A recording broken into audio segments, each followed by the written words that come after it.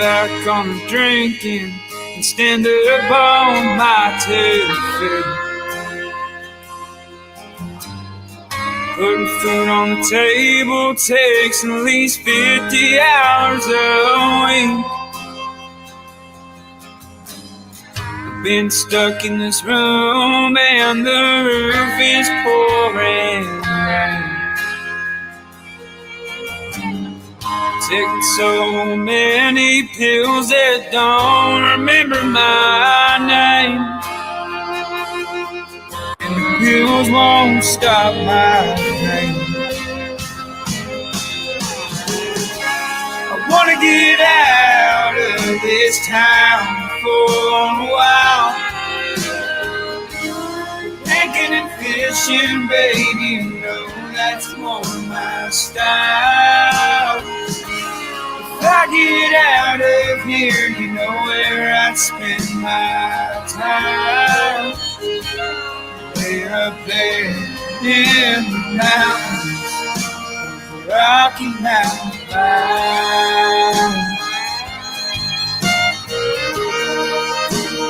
Rocky Mountain Pines. That was absolutely beautiful, and the Rocky Mountains are some beautiful, beautiful country for sure. Yeah.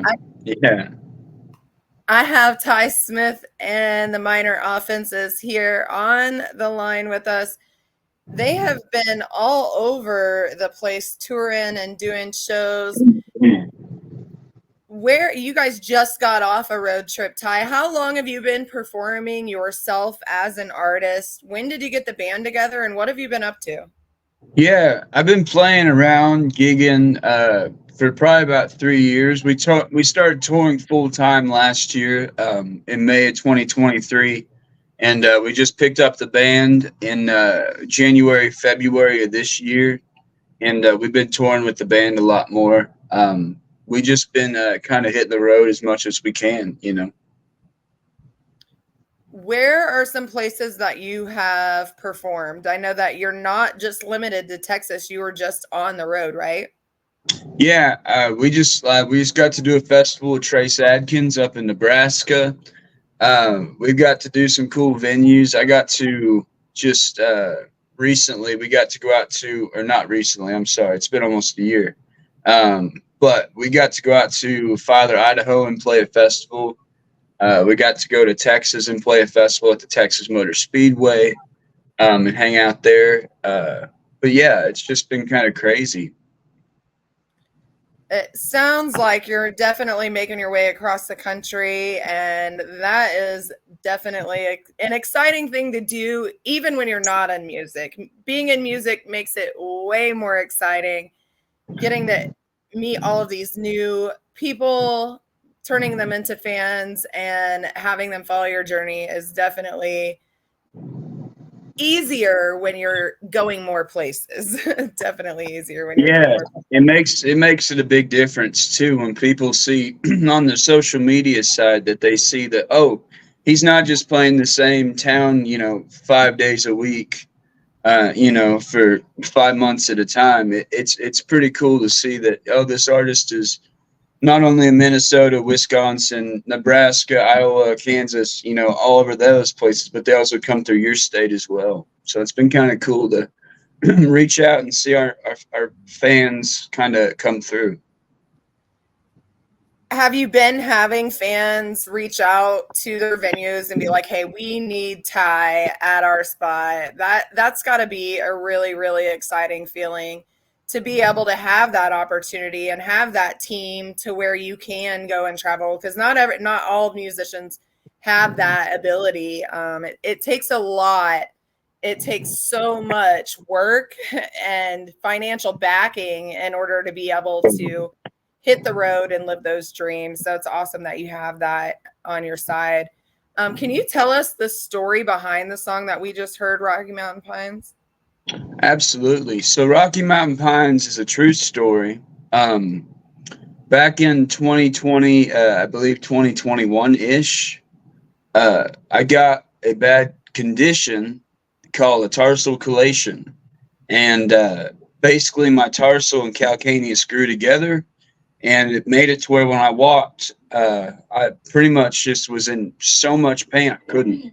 It would it would form stress fractures in my bones every time I walked. So uh, Rocky Mountain Pines is about that. I had to have two surgeries on it. It put me out of playing baseball for good. I was a competitive ball player that traveled, and so we were getting ready to go to Steamboat Music Fest in Colorado, and I just had my surgery, and I wasn't sure if I was going to be able to make it there or not yet, because I wasn't sure if I'd be healed. And so that song was just me writing about, I'm ready to be in the mountains with friends and family, other musicians. I'm ready to get out of this town for a while. I'm ready to just be away, get out of this mental state of mind. And that's pretty much what I wrote the song about. Well, it's awesome that you were able to, take that loss and turn it into a win and still be able to travel and experience that style of life.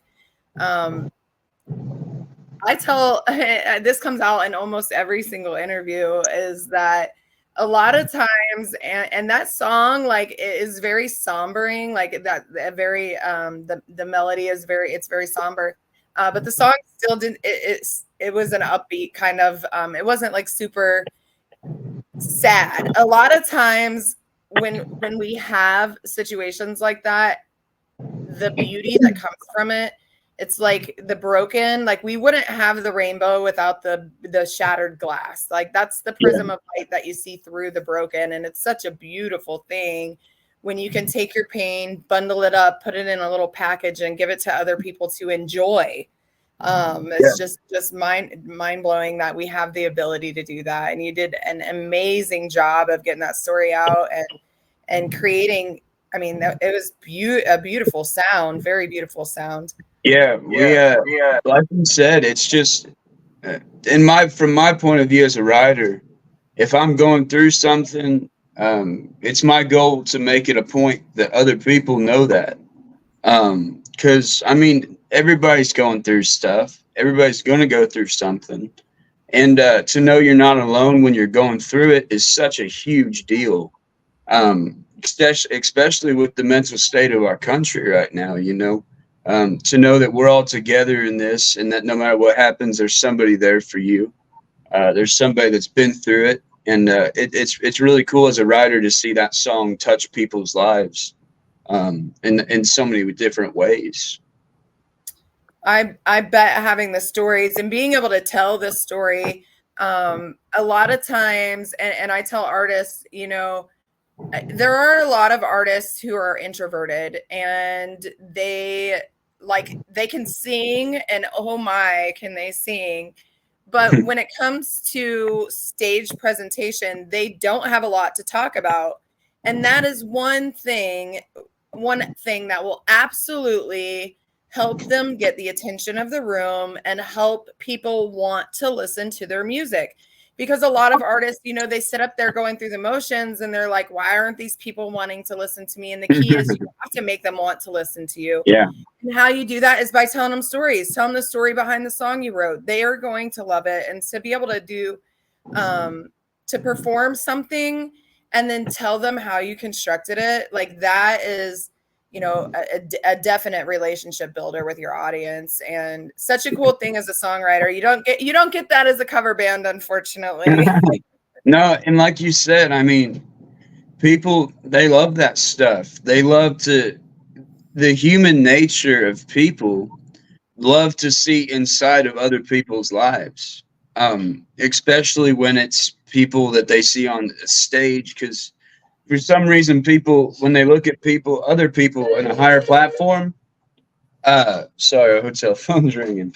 But when they look at other people on a higher platform, they look at them as a higher level of person, which is obviously not true. We're just people like everybody else. But once they can see inside the brains of other people, they're hooked. They're hooked for life. Right. They want the understanding. They want the real. They want the raw. I mean, naturally we want to learn. I think we just have been conditioned to want to learn the wrong things. But naturally we want to learn. So if you can give them, a little piece of you to take home, they'll feel special and they're going to support you. And thank you for being on with helping give some of these tips to some artists that aren't out there hitting the road, that might want to get out of town and do shows, some little tips and tricks. We're all in this to win it together, and that alone is an exciting thing. I am so grateful that you had the opportunity to hop on today. We have a couple more songs that we're going to hear. The next one is going to be Wonderland. I'm excited because a lot of times we get on here and the artist, like the first song sounds absolutely nothing like the next song. Okay, do you want to go ahead and tell us the story about this next song that we're going to hear, Wonderland? Yeah, Wonderland is not a true story, but it's more like I saw something, I wrote about it. I was sitting in my room one day and I just kind of started fumbling around some lyrics, and I had a hook I really liked, and I kept throwing it at a couple of my friends, and they couldn't really work with it or anything. So I kind of just sat back one day and I finished it somehow by the grace of God. I finished the song, and then I played it for my folks. They're like, "This is the best thing you've done so far," which I didn't believe because I didn't think it was that great of a song at first. But yeah, there's not a whole lot behind this one, really. All right, well, let's give it a listen. Wonderland.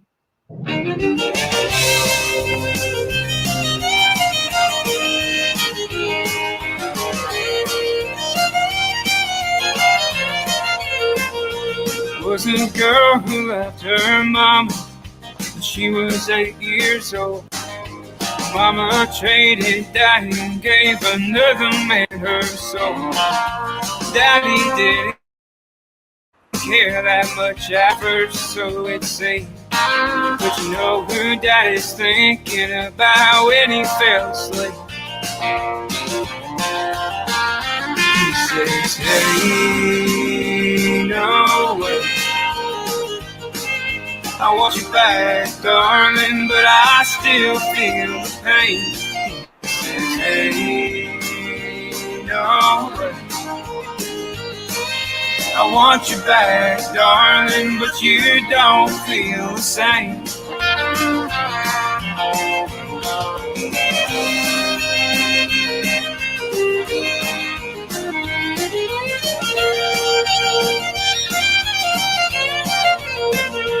So she set off at midnight, trying to find this man who's made her daddy's life a miserable wonderland.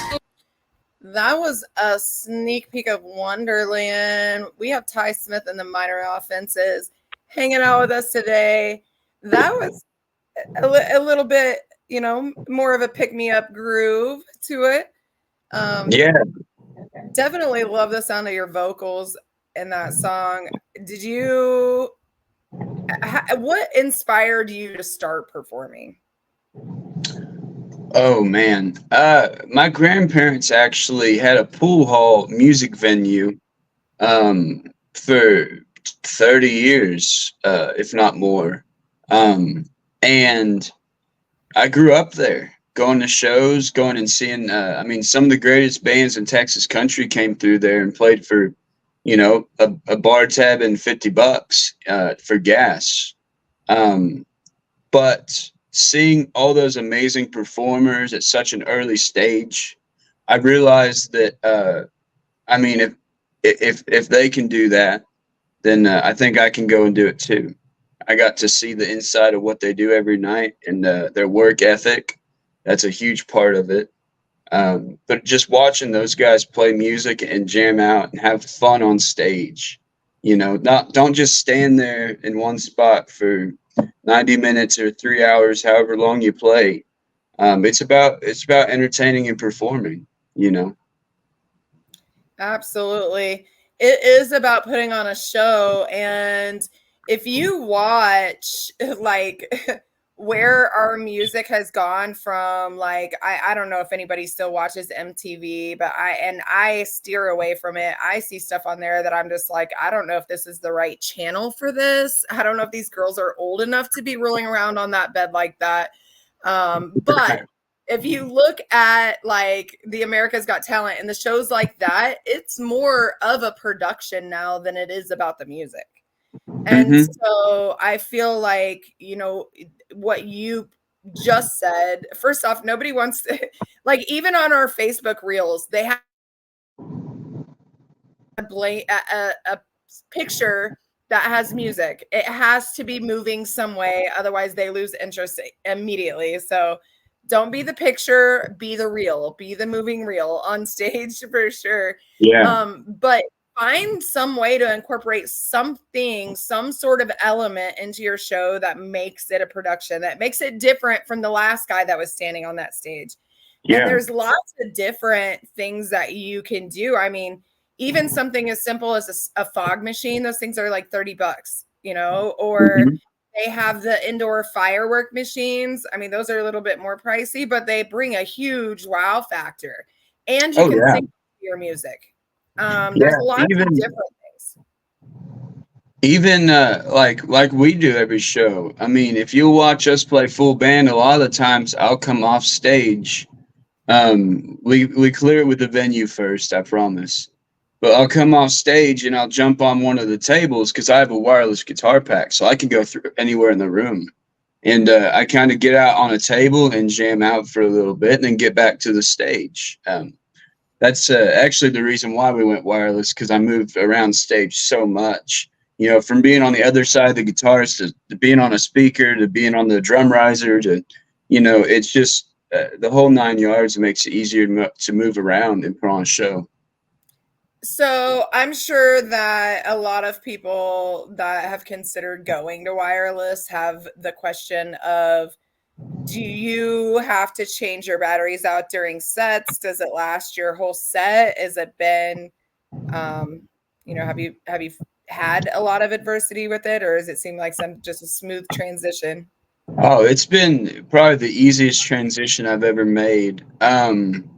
No, batteries, our batteries that we buy, they last us probably 3 or 4 shows at a time. Um, And the system doesn't actually take batteries, but the pack that you connect yourself to does. We usually change them before all of our shows just to make sure. But we've gone through like 4 weeks of band practice with the same batteries. They last a long time. That's definitely good to know, because that's an important thing. Like, who wants to haul those cords anyway? And I would say keep hauling them anyhow. Just don't unpack Yeah, them. All them. yeah. Most of the shows we will actually plug in a 1/4 inch and hang it on my mic stand in case something does go south. But yeah. Yeah, technology, there are so many good things that are out there that we have. It's just mind-blowing, especially me. I mean, I know that you probably had computers when you were born. Um, I was the generation that they came out with computers like while I was learning how to crawl. And so that ASDF JKL semicolon is like imprinted into my brain from the old Apple Mac keyboard classes that we had to take in middle school. Yeah. But it's just mind blowing and crazy to see where the technology is going as well. Yeah, it's really There, cool. go ahead. No, it's cool. But yeah, it's really cool to see the way it's progressed and the way it's changed music too. I mean, Randy Travis just put out a new song. Like that's without AI that would never been possible. So it's really cool. That is really awesome.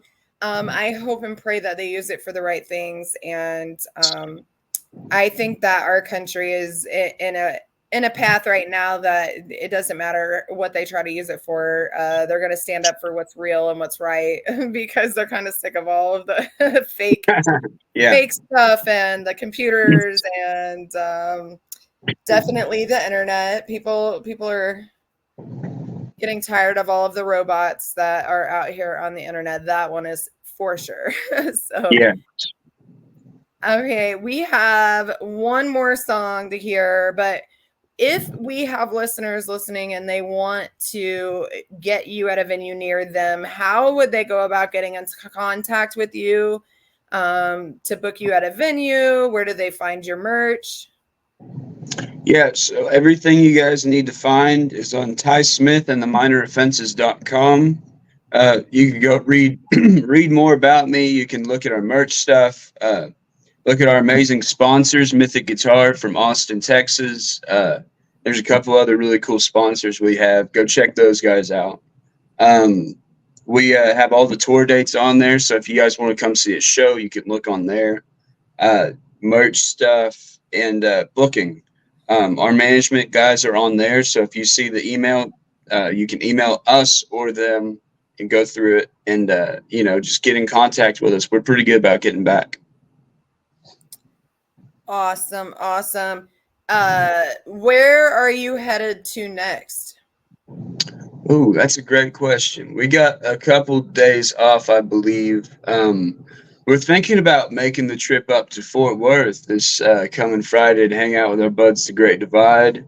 But I don't think we have a whole lot of shows coming up right now.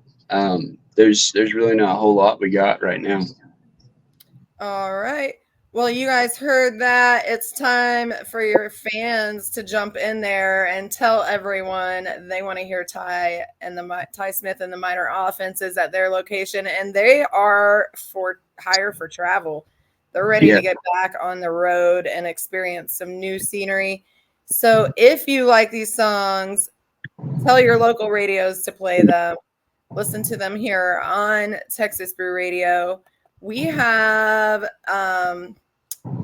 some stories about those songs. Those songs actually went to the charting system, and you said Rocky Mountain Pines got like top 30s, right? Yeah, it got 37. Then Wonderland made it to the top 25 on the charts. So yeah. And currently he's pushing the song Words I Should Have Known. So if you're listening, Words I Should Have Said. Yeah. Words I Should Have Said. You're right. I should have known that. I was sitting here looking at oh my goodness. It's okay. Dyslexia is fun sometimes. Said known. I guess I just switched the tense there. Kind of something got switched around in there. The song is called Words I Should Have Said. You can find his music and all of his media. Go to TySmithAndTheMinorOffenses.com and request this song.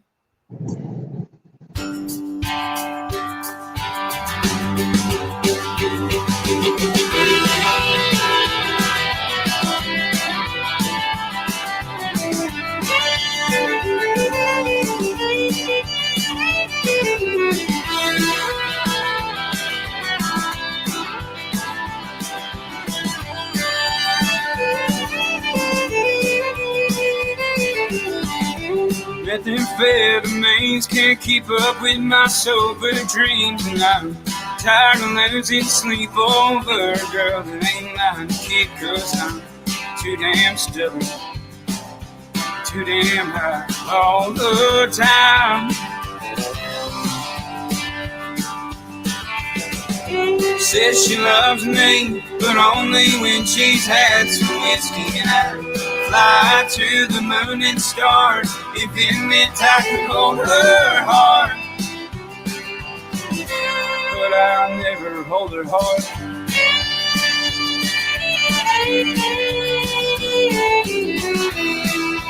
Tell me, are you scared of being alone?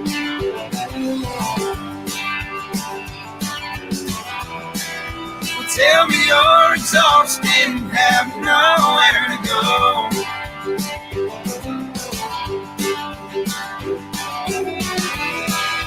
Tell me, do you miss me laying in his bed? Oh, do I keep you up at night? Because of all the words I should have said.